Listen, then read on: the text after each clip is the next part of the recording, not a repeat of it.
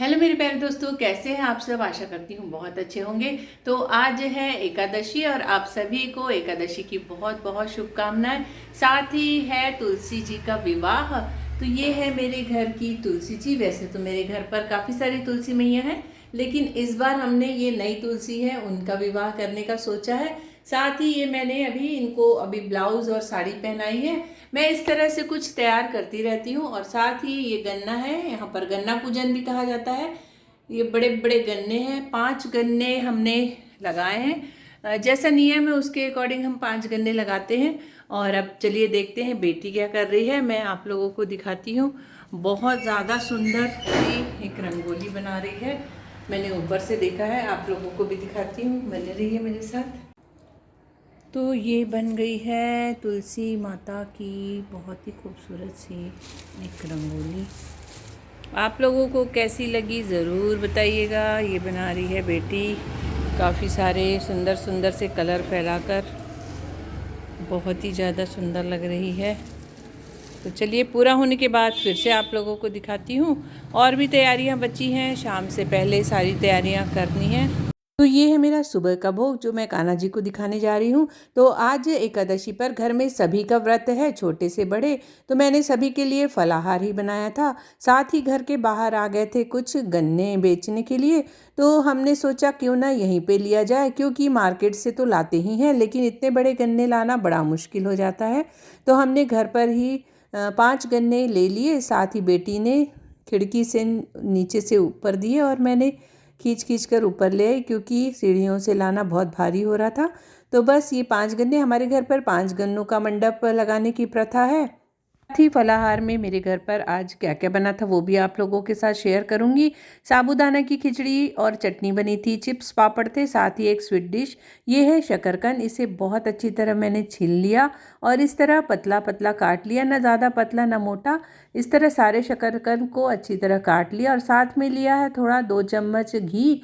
और घी जैसे ही गर्म हो गया उसमें डाल दिए शकरकंद के कटे हुए पीस। अब इसे हमें अच्छी तरह ब्राउन होने तक सिम में रखकर पकाना है। और जैसे ही ये हल्का सा पकने लगे अब इसमें डालेंगे हम शक्कर। तो शक्कर का बूरा नहीं, डायरेक्ट शक्कर ही डालेंगे। ये इसमें जाकर चिपक जाएगी हल्की से सीरा जैसे, तो बहुत ज़्यादा टेस्टी और क्रिस्पी सी लगती है। साथ ही 2 चम्मच फल्ली दाने का पाउडर भी डाला है। आप चाहे तो छोड़ भी सकते हैं, मुझे पसंद है मैंने डाला। बहुत ज़्यादा टेस्टी लगेगा ये शकरकंद का स्वीट डिश। हमारे यहाँ इसे सत्या कहते हैं, आप लोग कुछ भी नाम दे सकते हैं। इस तरह सारी चीज़ें बनने के बाद सबसे पहले गोपाल जी को मैंने भोग दिखाया है।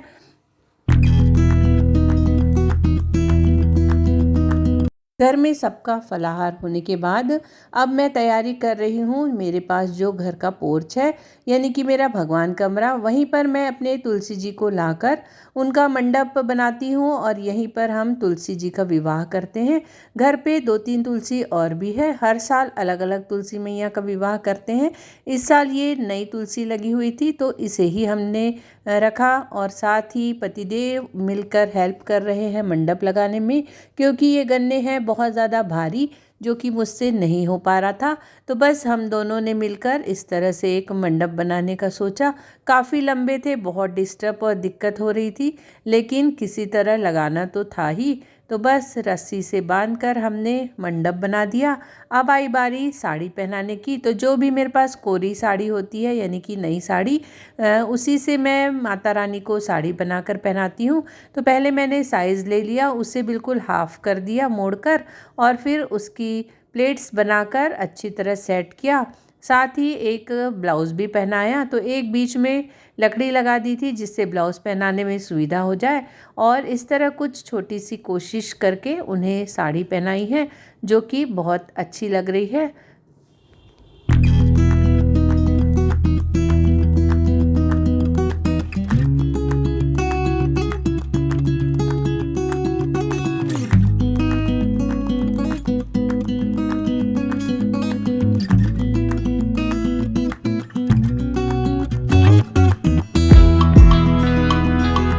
कुछ पिनअप करके मैंने उन्हें साड़ी पहना दी। साथ ही बेटे ने एक बहुत अच्छी पिक्चर बनाई थी माता रानी की, तो उसे रख दिया। तो फेस का लुक बहुत ही अच्छा आ रहा था। साथ ही धीरे धीरे सारी तैयारियां चल रही थी। मार्केट से ये जो पूजा में लगने वाले कुछ फल हैं, वो सारी चीज़ें पतिदेव लेकर आए थे। बहुत सारे सामान की ज़रूरत पड़ती है, तो जिस तरह शादियां होती हैं बस उसी तरह की सारी रस्में हमें भी करनी पड़ती हैं। तो मैं जितना समय मिलता है और जितना बन पाता है, अपने तरफ से कोशिश करती हूँ कि खूब सुंदर तरीके से माता रानी को सजा सकूँ। और कुछ ऐसे फूल के तोरण भी लगा दिए हैं जिससे कि बिल्कुल शादी और मंडप जैसी फीलिंग आ जाए। तो आप लोगों को कैसा लग रहा है मुझे कमेंट्स करके ज़रूर बताइएगा। साथ ही पहना दी हैं कुछ लाल चूड़ियाँ, मंगलसूत्र और पूरा सुहाग का सामान जो कि माता रानी को चढ़ाना होता है। वो सारी तैयारियां मैंने कर दी है। पतिदेव पूजा करेंगे तो उनकी बहुत लंबी चौड़ी तैयारी होती है, उसकी भी मैं तैयारी करके रख दूंगी। माता रानी की सजावट के बाद अब मैं आ गई हूँ खुद रेडी होने के लिए। तो ये एक मेरे पास नई साड़ी रखी थी, मैंने उसे निकाली पहनने। साथ ही उसके साथ कुछ कंगन और ये एक ज्वेलरी जो कि महाराष्ट्रियन टिपिकल ज्वेलरी है। बस इन सारी चीज़ों से ही मैं अपने श्रृंगार करती हूँ। मुझे फेस का मेकअप करने में कोई इंटरेस्ट नहीं है। बस सिंपल सा मैं एक मॉइस्चराइज़र और लिपस्टिक लगाना पसंद करती हूँ। इससे ज़्यादा मेरे ऊपर कोई मेकअप अच्छा भी नहीं लगता। लेकिन हाँ, ज्वेलरी पहनना, चूड़ियाँ पहनना ये मुझे बहुत पसंद है। उसके बाद हमारे यहाँ जब शादियाँ होती हैं तो बीच में एक उपर्ण कहते हैं, यानी कि दुपट्टा, उसे रखा जाता है दूल्हा दुल्हन के बीच में। तो बस उसी को मैं तैयार कर रही थी। उस पे कुमकुम से स्वस्तिक लिख रही थी। सफ़ेद रंग का कपड़ा था और इस तरह मैंने बना दिया है स्वस्तिक। अब इसका यूज़ हम कहाँ पर करेंगे वो भी आगे आप लोगों के साथ शेयर करती हूँ। उत्तराषाढ़ उत्तरा भाद्रपद नक्षत्रे हर्षण योगे विष्टिकरणे इस देवतमाने संदेश श्री सूर्य काफ़ी सारे मंत्रोपचार के साथ पतिदेव की पूजा शुरू हो गई है। उन्हें करीबन 1.5 से 2 घंटे लग ही जाते हैं और शाम का समय भी होने लगा था। मुहूर्त देख के ही हमने विवाह का समय शुरू किया। गोधूली बेला में ही करने का नियम है और उसी समय पूजा में बैठ गए थे। और तब तक मैंने अपने घर के पूरे चारों दरवाज़ों पर जितने भी घर का कोना है वहाँ पर दीपक लगा दिया, क्योंकि बस आज की अब दीपावली का आखिरी ही दिन समझिए। तो मैंने पूरे घर के चारों ओर दीपक जलाए, आगे पीछे ऊपर नीचे जो भी एरिया था सब जगह दीपक जला दिए थे। क्योंकि दीपक जलाने से जो घर की जगमगाहट सुंदर सी दिखाई देती है वो मुझे बहुत ज़्यादा पसंद है। तो मैं कोई भी एरिया नहीं छोड़ती, हर जगह दीपक जलाना मुझे बहुत अच्छा लगता है।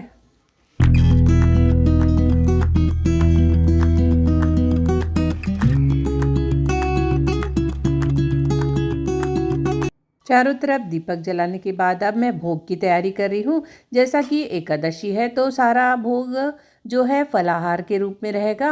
तो ये कुछ पेड़े हैं जो कि मार्केट से आए हुए हैं, साथ ही बना है श्रीखंड और उसके अलावा सारे फल और साबूदाना के बड़े जो जो हमने बनाए थे घर पर, वो सारी चीज़ें पहले भोग को लगा दी।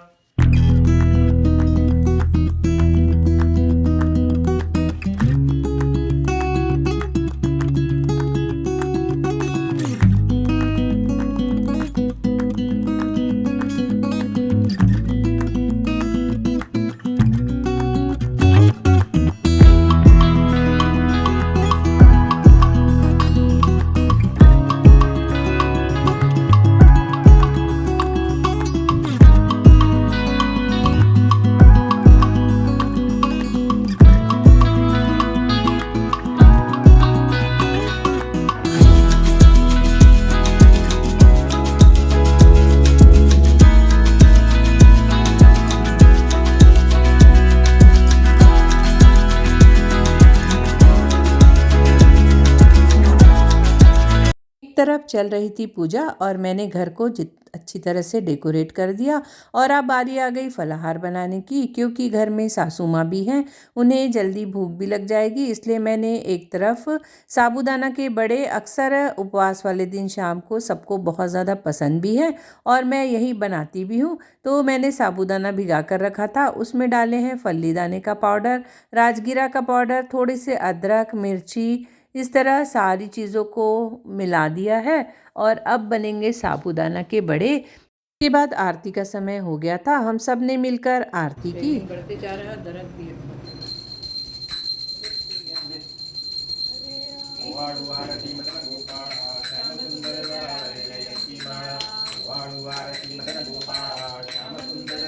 इस तरह बहुत अच्छी तरह से आरती पूजा हो गई और उसके बाद फिर मैं किचन में आ गई क्योंकि मुझे और भी कुछ डिश बनाने थे फलाहारी, और वो सारी चीज़ें मैं बनाकर आतिशबाजी भी करनी थी। साथ ही शादी की कुछ रस्में और भी बची थी।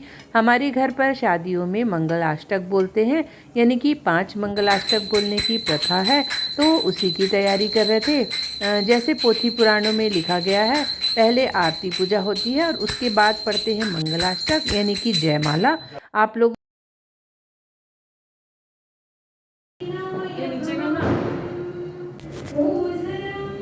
म्यूजिक के साथ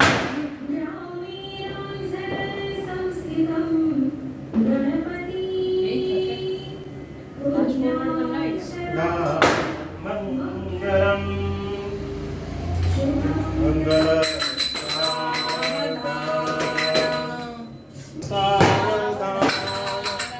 कस्तूरी तिलकं लङ्कणं सर्वाङ्गे हरिचन्दनं सुललितं कण्ठेश्च मुक्तावळी मङ्गलं शुभं भवतु सावधानम्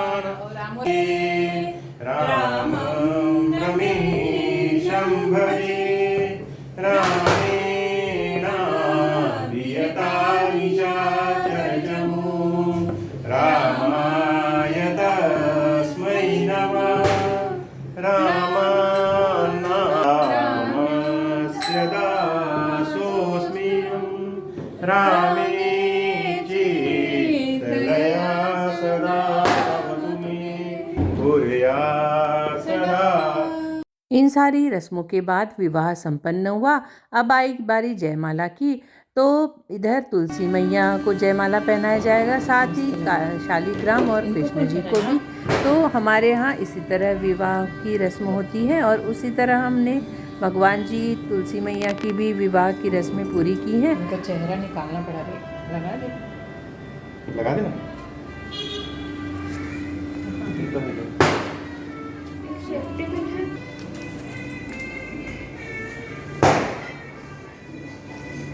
प्रसीद मम देवेशी कृपया परसा सदा अभीष्ट कार्य सिद्धिं च कुरु मे माधव प्रिय देवे त्वं निर्मितं पूर्व अर्चितासि मुनीश्वरे नमो नमस्ते तुलसी पापहरं हरिणे प्रार्थनां समर्पि। इस तरह छोटी छोटी कई रस्में होती हैं, उसे भी पूरा करना ज़रूरी होता है।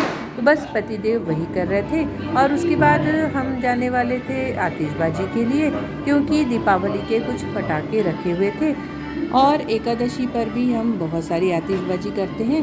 तो बस मैंने माता रानी को हल्दी कुमकुम चढ़ाया, सुहाग का सामान चढ़ाया और उनसे खूब सारा आशीर्वाद मांगा।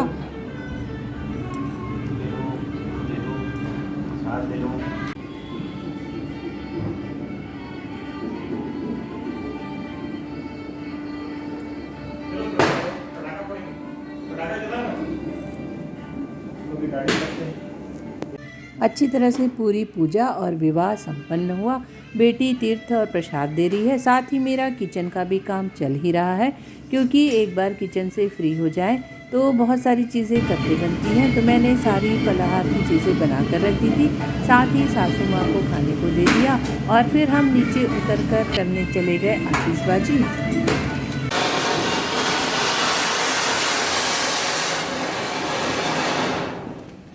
मुझे बहुत ज़्यादा आवाज़ करने वाले फटाके बिल्कुल पसंद नहीं हैं। बस सुंदर दिखने वाले फटाके अच्छे लगते हैं, जैसे कि अनार हुआ, चकरी हुई, फुलझड़ी हुई, साथ ही है ये आकाशदीप जो कि मेरा बहुत ही फेवरेट है।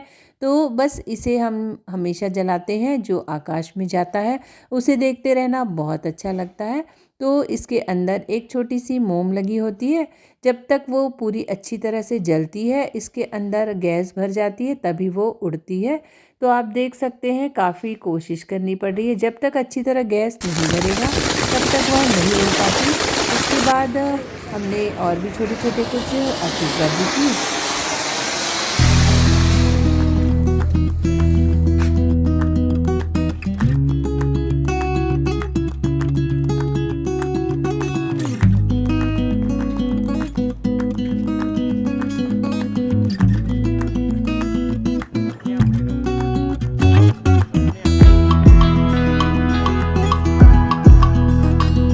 जलाने में थोड़ी मेहनत लगती है, थोड़ी देर तक पकड़ के रखना पड़ता है, लेकिन आप जानते ही हैं कि मेहनत के बाद का रिज़ल्ट कितना अच्छा होता है।